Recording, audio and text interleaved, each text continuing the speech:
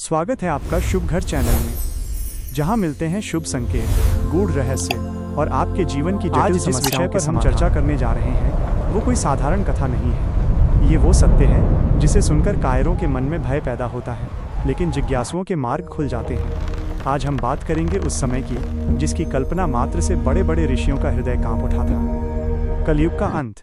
क्या ये महज एक डरावनी कहानी है या फिर हमारे चारों ओर घट रही घटनाओं का एक कड़वा दस्तावेज? आज हम कलयुग के उस वीभत्स स्वरूप का पर्दाफाश करेंगे जिसका वर्णन हजारों वर्ष पूर्व वेद व्यास जी ने श्रीमद् भागवत पुराण और विष्णु पुराण में कर दिया था। शास्त्रों की वो भयानक भविष्यवाणियां। आज हम जिस हवा में सांस ले रहे हैं, शास्त्रों ने उसे विष कहा था।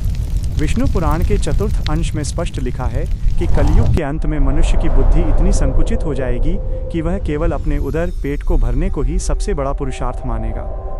ध्यान से सुनिए, शास्त्रों की वो भविष्यवाणियां जो आज सच साबित हो रही हैं। अन्न का विष होना। पुराण कहते हैं कि एक समय ऐसा आएगा जब पृथ्वी अन्न देना बंद कर देगी। जो उगेगा उसमें पोषण नहीं, केवल बीमारियां होंगी। आज हम जिसे केमिकल खेती कहते हैं, वो शास्त्रों में हजारों साल पहले लिख दी गई थी।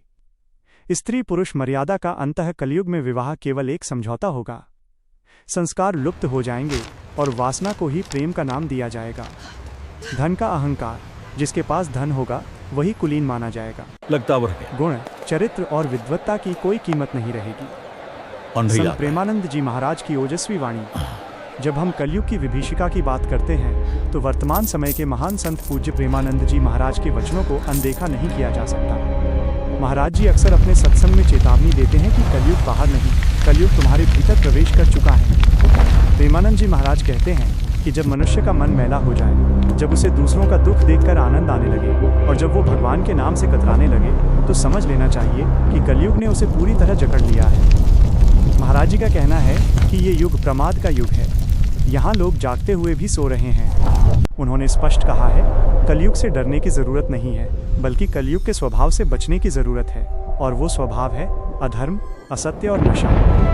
कलयुग के चरम के साक्षात प्रमाण। महाभारत के वन पर्व में मार्कंडेय ऋषि ने युधिष्ठिर को बताया था कि कलयुग के अंत में 7-8 वर्ष की कन्याएं संतान को जन्म देंगी। लोग छोटी आयु में ही वृद्ध दिखने लगेंगे। नदियां सूख जाएंगी और आकाश से आग बरसेगी। क्या आपको नहीं लगता कि आज प्रकृति का संतुलन बिगड़ चुका है? असमय वर्षा, भीषण गर्मी और समुद्र का बढ़ता स्तर, क्या ये केवल ग्लोबल वार्मिंग है या फिर प्रकृति का वो तांडव जो कलयुग के अंत की ओर इशारा कर रहा है? शास्त्रों में लिखा है कि कलयुग के अंत में चोर राजा बनेंगे और राजा चोरों जैसा व्यवहार करेंगे। आज के समय में नैतिकता की गिरावट इसी भविष्यवाणी की पुष्टि करती है। कल की अवतार, संहार और सृजन। जब पाप का घड़ा लबालब भर जाएगा, जब धरती त्राही त्राही कर उठेगी, तब प्रकट होगा वो दिव्य तेज जिसे दुनिया कल की अवतार के नाम से जानेगी। श्रीमद् भागवत के 1-2 स्कंध में लिखा है, अर्थात शम्मल ग्राम में विष्णुयश नामक ब्राह्मण के घर भगवान कल्कि का प्राकट्य होगा। वे श्वेत अश्व सफेद घोड़े पर सवार होकर आएंगे। उनके हाथ में चमकती हुई तलवार होगी जो बिजली की गति से अधर्मियों का विनाश करेगी। लेकिन याद रहे, कल्कि अवतार केवल संहारक नहीं है, वे एक नए युग के निर्माता हैं। उनके आते ही सतयुग की नींव पड़ेगी। लेकिन उस नए युग में प्रवेश कौन करेगा? कौन बचेगा कलयुग की आग से? प्रेमानंद जी महाराज बार बार एक ही बात पर जोर देते हैं, नाम संकीर्तन। कलयुग केवल पाप का घर नहीं है, इसमें एक बहुत बड़ी खूबी भी है। जो फल सतयुग में हजारों वर्षों की तपस्या से मिलता था, त्रेता में बड़े बड़े यज्ञों से मिलता था, वह फल कलयुग में केवल भगवान के नाम जप से मिल जाता है। कलयुग केवल नाम आधारा, सुमिरी सुमिरी नर उतरहि पारा। जो व्यक्ति इस भागदौड़ भरी जिंदगी में छल कपट के बीच रहकर भी सत्य का साथ नहीं छोड़ता, जो परोपकार करता है और जिसके मुख पर निरंतर हरि का नाम है, वही कल की अवतार के उस प्रचंड वेग को सह पाएगा। शेष सब तिनके की तरह बह जाएंगे।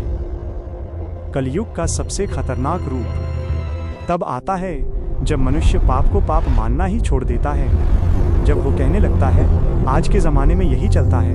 यही वाक्य कलयुग की सबसे बड़ी पहचान है। गरुड़ पुराण में लिखा है, कलयुग में मनुष्य अपने पाप का दोष समय पर, समाज पर और परिस्थिति पर डालेगा, लेकिन अपने कर्मों की जिम्मेदारी स्वयं नहीं लेगा। आज देखिए, गलत करने वाला खुद को सही साबित करने के लिए तर्क ढूंढ लेता है और जो सच बोलता है वही अकेला पड़ जाता है। संत प्रेमानंद जी महाराज इसी बात को समझाते हुए कहते हैं, जब समाज में सच्चा व्यक्ति चुप रहने लगे और झूठा व्यक्ति बोलने लगे, तब समझ लो कलयुग बोल रहा है।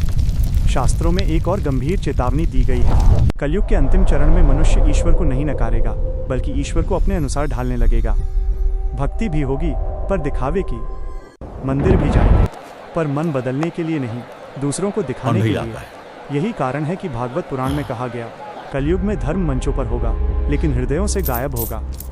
अब एक बहुत गहरी बात सुनिए। शास्त्र कहते हैं, कलयुग का अंत एक घटना नहीं, एक प्रक्रिया है। ये धीरे धीरे मनुष्य को अंदर से तोड़ता है।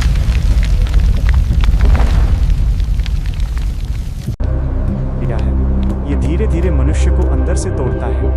पहले विचार भ्रष्ट होते हैं, फिर व्यवहार, फिर हमारे रिश्ते और अंत में पूरा समाज।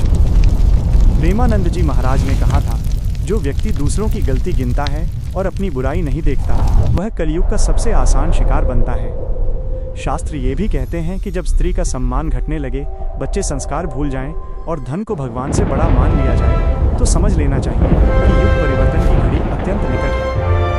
लेकिन इस घोर अंधकार में भी एक आशा की किरण है। वेद कहते हैं, कलयुग चाहे जितना अंधकारमय हो, लेकिन इस युग में मोक्ष पाना सबसे सरल है। इसके लिए न घोर तप चाहिए, न वनवास और न ही कोई कठिन साधना। इस युग में केवल नाम जप, सत्य आचरण और अहंकार का त्याग ही पर्याप्त है। इसीलिए संत प्रेमानंद जी महाराज कहते हैं, कलयुग में जो झुक गया वही बच गया। शुरुआत है, देखो अपने चारों ओर, क्या तुम्हें वो सुनाई दे रहा है? ये चीखें उन मासूमों की नहीं, बल्कि मरती हुई मानवता की हैं। शास्त्रों में लिखा था कि एक समय आएगा जब धर्म केवल कागजों पर रह जाएगा और अधर्म की जड़ें पाताल तक पहुंच जाएंगी। वो समय, वो आज है। दृश्य 1, विनाश का मंजर। नदियां सूख चुकी हैं, धरती फट रही है और इंसान ही इंसान का सबसे बड़ा दुश्मन बन गया है। जब बेटी सुरक्षित न हो और बेटे संस्कार भूल जाएं, जब गुरु ज्ञान नहीं व्यापार करे और जब राजा रक्षक नहीं भक्षक बन जाए, तो समझ लेना कि कलयुग का अंत निकट है। दृश्य 2, चेतावन, द वार्निंग। तुम जिसे विकास कहते हो, वो विनाश की सीढ़ी है। तुम जिसे सुख कहते हो, वो अगले जन्म का कर्ज है। सावधान, क्योंकि जब पाप का घड़ा लबालब भर जाएगा, तब प्रलय की गूंज 7 आसमानों को चीर देगी। दृश्य 3, उद्धार का एकमात्र मार्ग। लेकिन इस घोर अंधकार में भी एक लौ जल रही है, एक ऐसा नाम जो डूबती हुई नैया का किनारा है। अगर इस नर्क जैसी दुनिया से पार उतरना है, तो व्यर्थ की चिंता छोड़ो। संगीत में अचानक बदलाव, -1 दैवीय और शांत धुन। राधा राधा जपो तो ही उद्धार होगा। सिर्फ ये एक नाम ही है जो कलयुग के विष को अमृत बना सकता है, क्योंकि जब भगवान कल्कि अपने श्वेत अश्व पर सवार होकर आएंगे, तो उनकी तलवार सिर्फ गर्दनें नहीं काटेगी, बल्कि अधर्म का समूल नाश करेगी।